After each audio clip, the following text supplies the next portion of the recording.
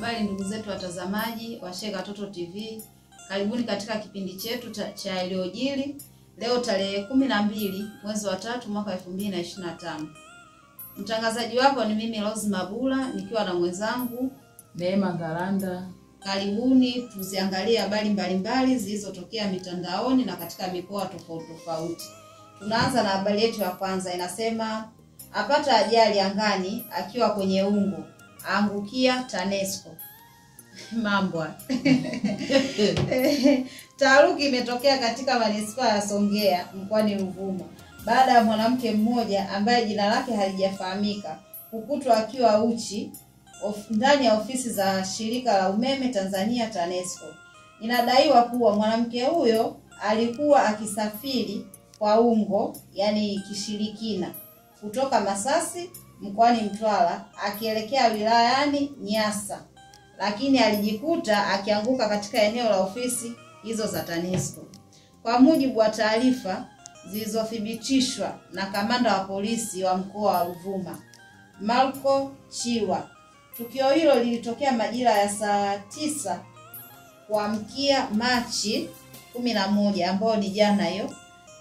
TANESCO waliita polisi, na polisi walipofika eneo la tukio walimchukua mwanamke huyo na kumpeleka kituo cha afya ili kupimwa akili.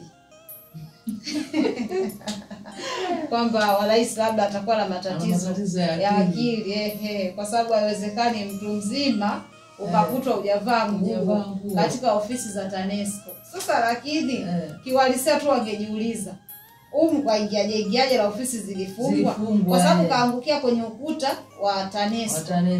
Ameingia kwenye fence.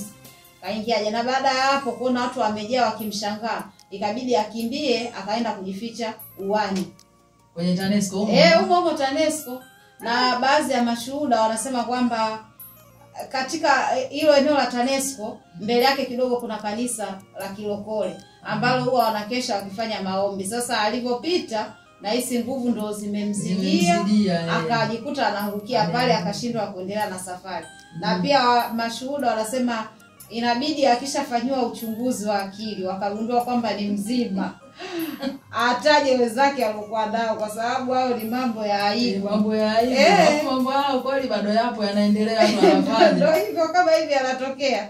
Ina maana bado watu wanafanya, bado wanafanya ushirikina. Bado watu wanafanya, wanakuwa yani hao ndio wanakuwa haribia wenzao maisha.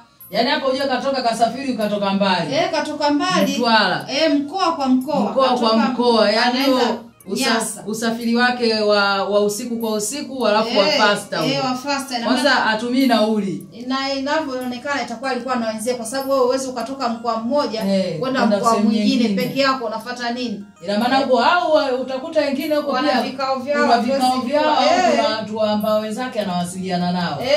Yaani kwa kweli haya mambo jamani waache wabadilike. Yaani sasa hivi ni kuacha, kwa sababu kuna mambo mengi ya kufanya. Ni kweli. Tuna mambo mengi ya kufanya, sio inafikia kipindi ufanye mambo yako wewe unatoka mkoa mwingine kwenda mwingine ulali unaenda kuwafanyia watu vituko, kwa sababu akaanguka saa 9 za usiku alfajiri kuamkia tarehe 11 ambayo ilikuwa ni jana. Ndio unaacha usingizi wako wewe usiku kwa usiku, na unaacha familia, watoto. Kwanza asubuhi wa kwanza wao unakuta wameshaamka.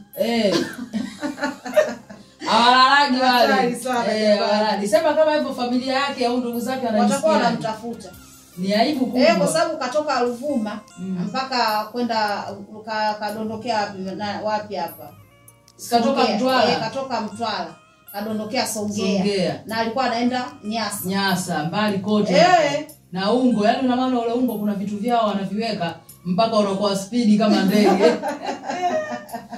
Tumii mafuta. Hatari sana. Mimi nikajua ya mambo yameisha kusafiri na kama hivyo. Yapo. Kwa hapo ndio hivyo, serikali haiamini ushirikina. Kwa hiyo polisi walipokuja wakamwacha. Wamemchukua wapeka ni hospitali kwa Kalauza. Wakapimwa labda na namba 8. Hodi na banani kwa ajili ya mzima mzima, kwa sababu mtu mwenye matatizo ya akili hawezi kufanya mambo kama hayo. Ni kweli. Ni mzima. Mzima, ila serikali wagaiamini kweli mambo kishirikina. Ni kweli. Haiamini. Basi tuende kwenye habari nyingine. Inasema wananchi watakiwa kujitokeza kupima macho.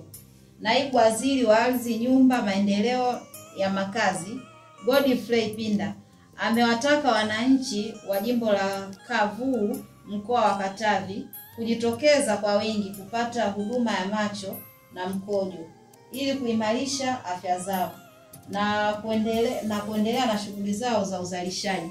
Pinda ametoa kauli katika hafla ya uzinduzi wa kambi ya wiki 2 kwa ajili ya matibabu hayo. Pinda amesema ataendelea kuiboresha hospitali hiyo kwa kuboresha huduma za afya katika kupata vifaa vya kisasa ili kuendelea kutoa huduma zilizo bora.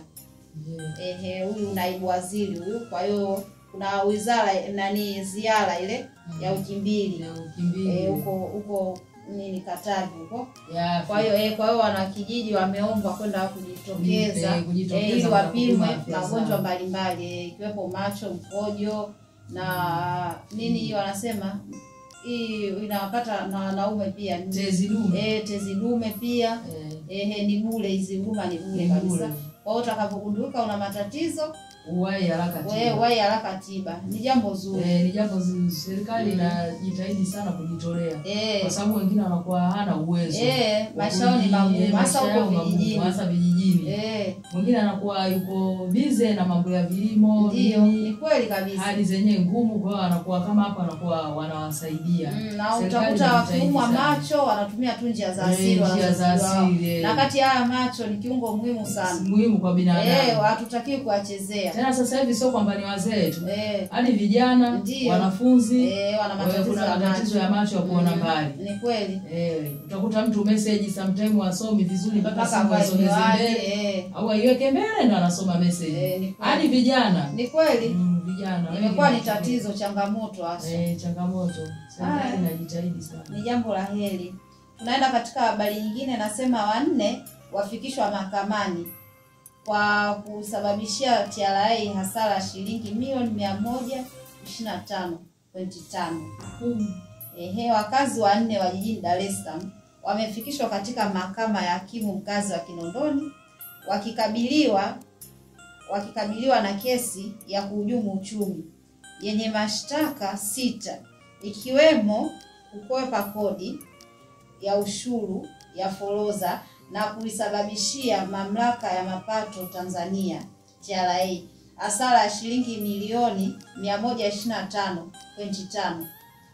Na mashtaka mengine ni kukwepa kodi kwa njia ya udanganyifu, kuchepusha mizigo kutoka kwenye njia iliyoidhinishwa, kutoa nyaraka ya uongo, kuondoa lakiri ya forodha, kuisababishia mamlaka hasara na kupatikana na mali au bidhaa ambazo hazijalipiwa ushuru wa forodha. Hao ni wafanyabiashara. Wamefikishwa mahakamani kwa mashtaka hayo waliosomewa hapo jijini Dar es Salaam.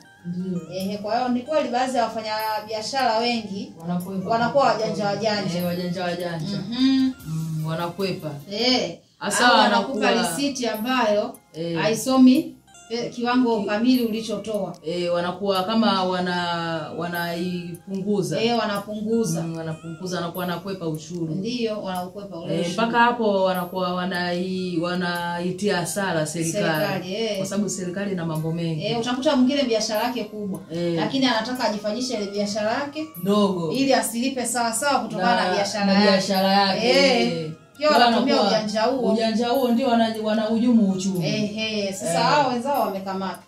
Ona wao wajiandae tabia zote kama hizo. Wengine anawapa risiti, wengine risiti hawapi. Ili aonekane kwamba hafanyi sana biashara. Yaani wana ujanja wa kila aina. Wana ujanja afanya biashara kubwa ndio tabia zao kwa kweli. Utakuta mwingine akienda apewe risiti, kweli amwandikii risiti, anajifanya kama akajisahau. Au mashine inasumbua. Wanakwambia mtandao unasumbua, mashine inasumbua. Ni hivyo kwa kifupi tu. Ila mimi naomba serikali iwafuatilie. Ndio kama hivi inawafuatilia wengi wenye tabia kama hizo. Watie nguvuni wakamatwe na washtakiwa wasomewe mashtaka yao. Kama kulipa walipe. Kama kuadhibiwa, kama wana vifungo vya miezi vya nini, ili wengine wajifunze kabisa. Tunaenda katika habari yetu nyingine. Mganga aliyekutwa akifuga fisi jela miaka 20. Umeona mambo huku mama kagupa na huku mganga naye anafuga fisi nyumbani kwake. Anafuga fisi badala afuge ng'ombe au mbuzi. Hata kuku. Anafuga fisi. Especially kwa kuwazuru watu. Sasa kumbe tusemeje? Anawazuru watu. Ndio fisi kumbe fisi katumwa. Fisi kuna kweli wanyama utakuta ametokea hapa sehemu kijiji fulani. Kumbe wanakuwa wale watu wanakuwa wanawaweka kwenye majumba yao especially kwa kuwazuru watu. Sasa hii habari inasema mahakama ya wilaya Bariadi mkoani Simiyu huko imemhukumu kifungo cha miaka 20 jela pamoja na kuchapwa viboko 12 Emmanuel John mwenye umri wa miaka 31 maarufu kwa jina kama Chifu wa Kilulu kwa kosa la kukutwa na nyaraka za serikali aina ya fisi akiwa hai akiishi naye nyumbani kwake. Mshtakiwa huyo mkazi wa kijiji cha Kilulu kata Bunihamala wilayani humo na ni mganga wa kienyeji amehukumiwa adhabu hiyo katika kesi namba 2458 ya mwaka 2025 iliyokuwa inamkabili kwenye mahakama hiyo. Hukumu hiyo imetolewa na hakimu mkazi mfawizi wa mahakama hiyo Caroline Kiliwa baada ya kuridhishwa na ushahidi uliotolewa na upande wa mashtaka. Mganga afu ndo chifu. Yaani uko chifu inaonekana kama ni mtu mkubwa. Sasa chifu huyo pia anakuwa anatumia fisi. Anatumia fisi kwa cheo chake hicho. Pia wanatumiaga fisi kwa ajili ya usafiri. Sikuna habari tulisoma hapa huko kwamba watu wanafuga fisi kwa ajili ya kuwasaidia kwa ajili ya kuwasaidia shughuli zao. Sasa wale fisi wanakuwa wadogo wale. Ndio, sasa ujiulize wanakuwa wanafanyia mambo yao. Ndio sasa ujiulize anamtumia kivipi? Yaani ndio hizo imani za kishirikina. Imani za sikiza. Fisi wewe anasema amemweka fisi kwa ajili ya kumtumia kumsaidia shughuli zake na usafiri. Ndio kama huyu mganga sasa anamtumia fisi kwa kazi gani? Huyo mganga akakaa specially kuwasaidia watu wakikutana na matatizo. Hapo yeye mwenyewe pia anageuka. Ndio. Anakengeuka anakuwa anawazuru tena wale. Kwa sababu huyu fisi yeye ni wa nini? Na amehukumiwa ina maana ameshafanywa uchunguzi. Wameona itakuwa matendo yake pia hafanyi kazi yake inavyotakiwa. Kwa hiyo anaenda kinyume na kazi yake. Kwa sababu kama hao waganga si wana vibali kutoka serikalini, wanatambulika kiserikali. Sasa kwa nini huyu ahukumiwe? Ina maana anafanya kazi yake sio sahihi. Sio kwa miongozo aliyopewa. Anafanya kwa jinsi anavyojua yeye. Ndio bana amekamatwa sana. Na hii funzo kwa wengine pia. Ndio iwe funzo kwa sababu asilimia kubwa tunasikia waganga wengine ndio wanakuwa kama hivyo. Anamuuguza mtu lakini yule ambaye anayemuuguza na ndugu yake au ana rafiki au ana nani anakuja na pia usimfanyie hiki mimi namuhitaji usimtibie. Ni kweli.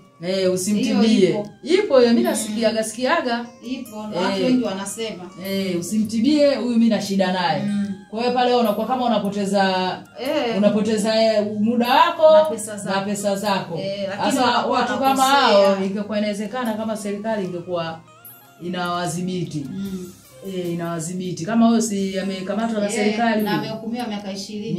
Miaka 20 jela ina maana. 20 jela na viboko 12.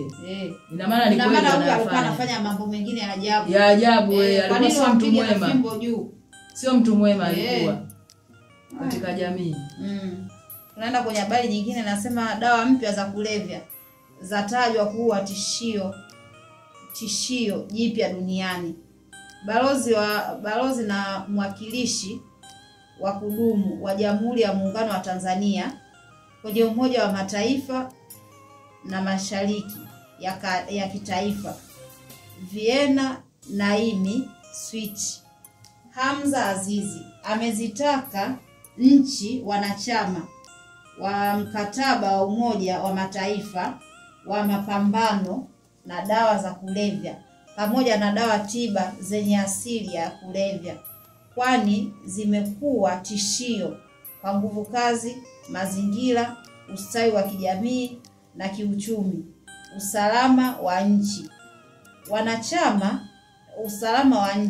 Wanachama, tahadhari hiyo imetolewa wakati Balozi Namii akihutubia mkutano wa 68 wa Commission ya mapambano na dawa za kulevya unaoendelea jijini Vienna na Australia huko. Kwa hiyo huyu balozi amewakilisha. Amesema kwamba hizi dawa mpya za kulevya zimekuwa tishio duniani. Kwa hiyo vijana wetu pia wajihadhari. Maana vijana ndo taifa la leo. Watoto taifa la kesho. Ndio. Ina maana vijana wasije wakaharibiwa au wakaharibika. Kwamba kuna dawa mpya zimetoka za kulevya. Ina maana zina nguvu zaidi zile za mwanzo. Sasa si wanakuja wanaua kizazi. Wanaua kizazi. Unakuwa hamna nguvu kazi. Unakuta kila kijana anasinzia mitaani. Kuna siku nimepanda gari, nimepanda na kijana jamani. Unajua anasinzia mpaka anafika chini. Ina maana kapata vile vitu vyake vile. Yaani gari zima tunamshangaa. Anasinzia mpaka anadondoka. Wanakuwa mpaka kama anasizi. Lakini kuanguka ananyanyuka anaendelea tena. Ina maana pale nguvu zake za kawaida zote zimeisha.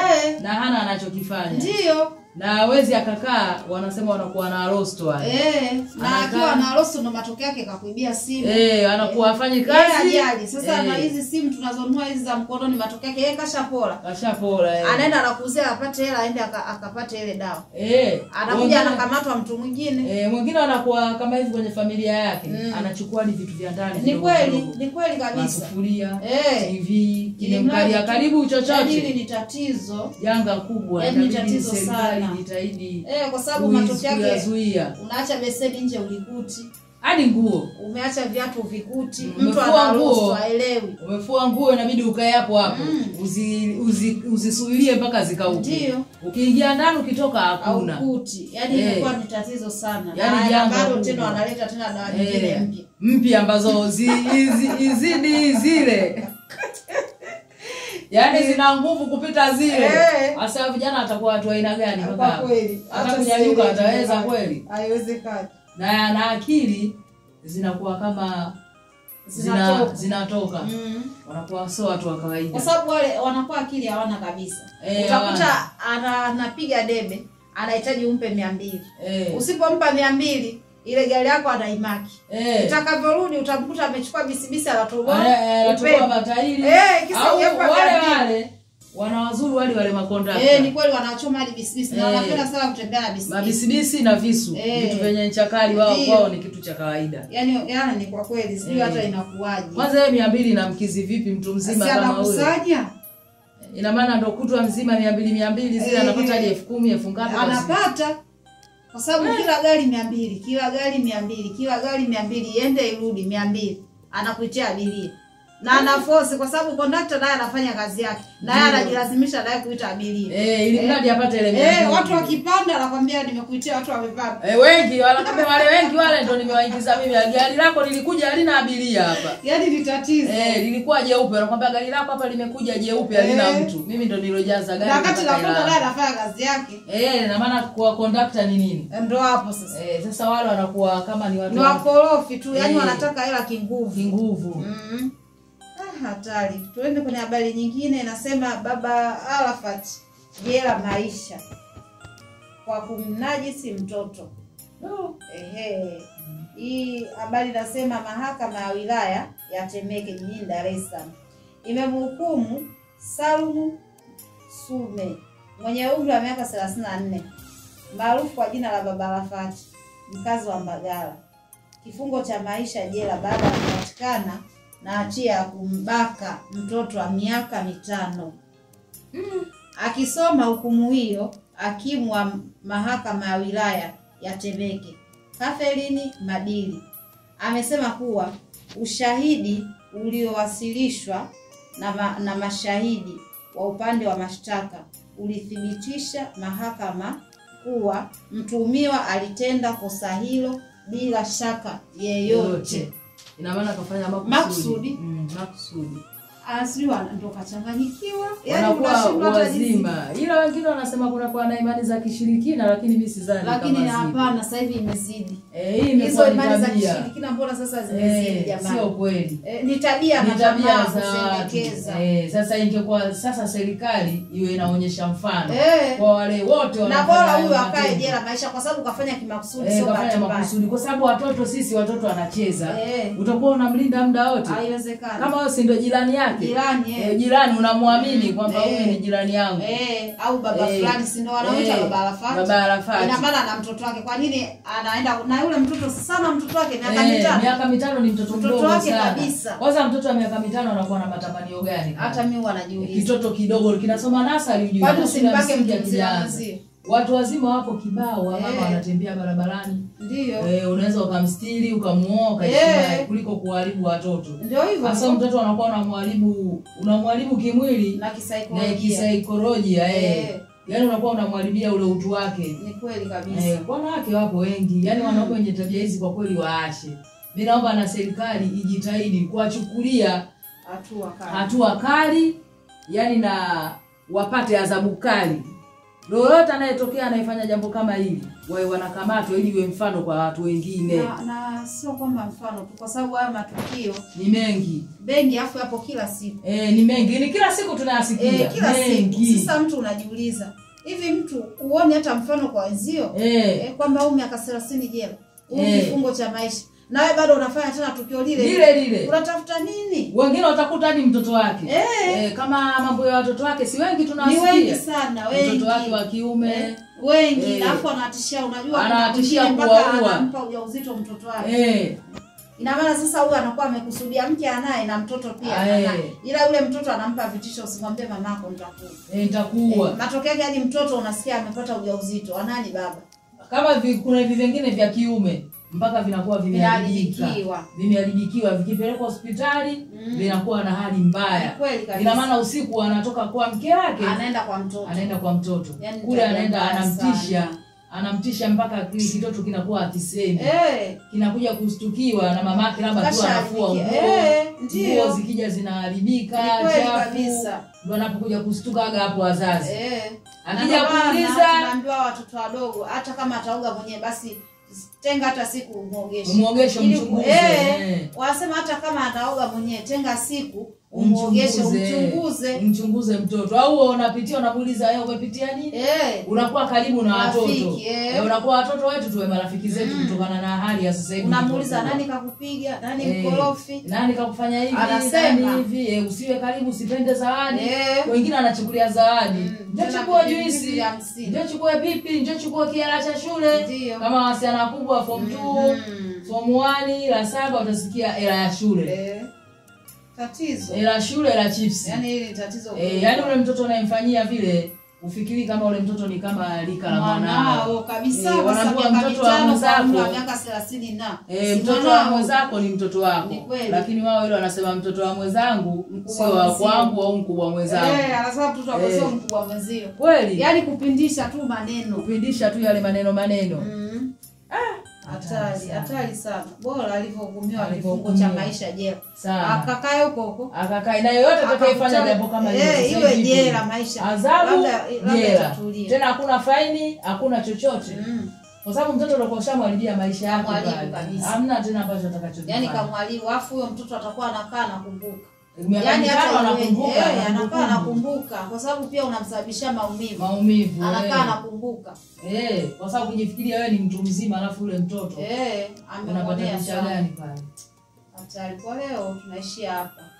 Ndugu zetu watazamaji wa Sheka Toto TV, walio katika kipindi chetu cha yaliyojiri, tumefika tamati, tunahitimisha kwa leo. Tutakutana tena wakati mwingine, muda na wakati kama huu, panapo majaliwa kesho. Asanteni.